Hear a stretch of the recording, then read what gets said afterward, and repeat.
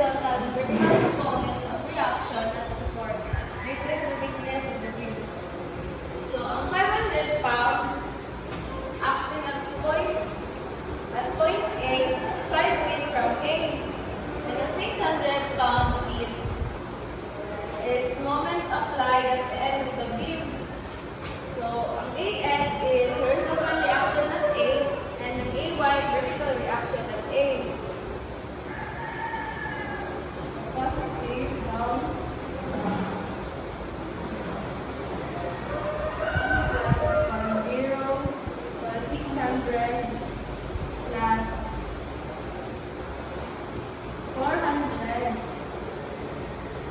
times 5 minus BY times 10. Kaya ang total length of the beam is 10. 10 feet mo na siya, 10 na siya pa.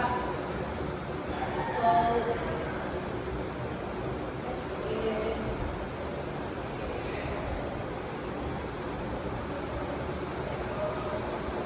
the total answer is BY plus 260 pounds. Next is solve ko na ito ang FY. FY equals to 0. AY plus BY equals negative minus 400 equals 0. AY is equal to 140 pounds. And the next is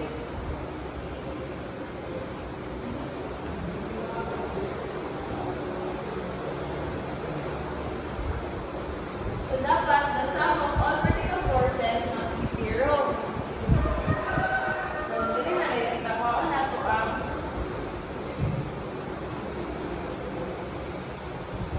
so since ang first one is 500 pounds, so 500 times that to sum 4 or 5 is equal to 400 pounds. So 500 times the 3 over 5 equal to 300 pounds. And ito proceed sa Fx. So Fx equals 0. So negative Ax plus 300 equals to 0. And Ax is equals to 300 lb. Ano siya? Then, naglahat tayo brought by the Roman na siya force delay. And delay din niya ang 400 pound. Hindi siya left side siya. Then, delay ko after Ax, delay Ax, Ay. Delay ang BY.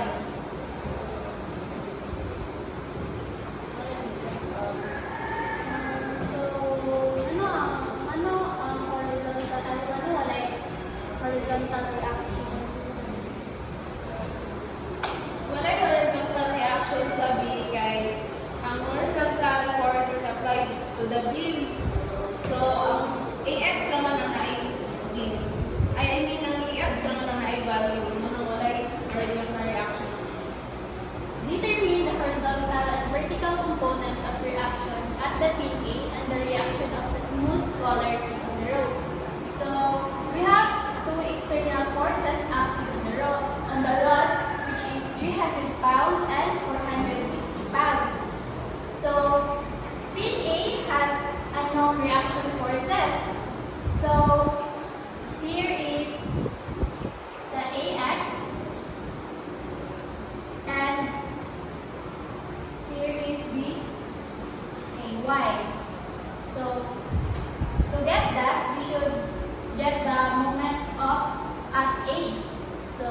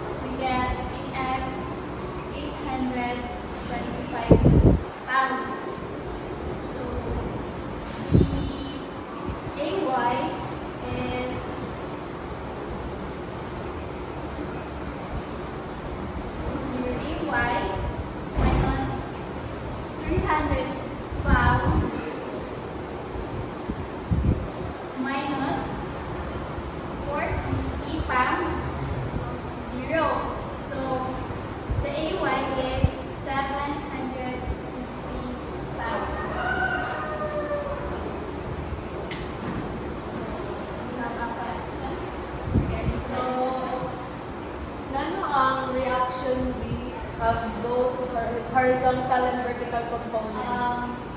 Kay ano man siya, ang color B is in contact sila with sa inclined surface. So the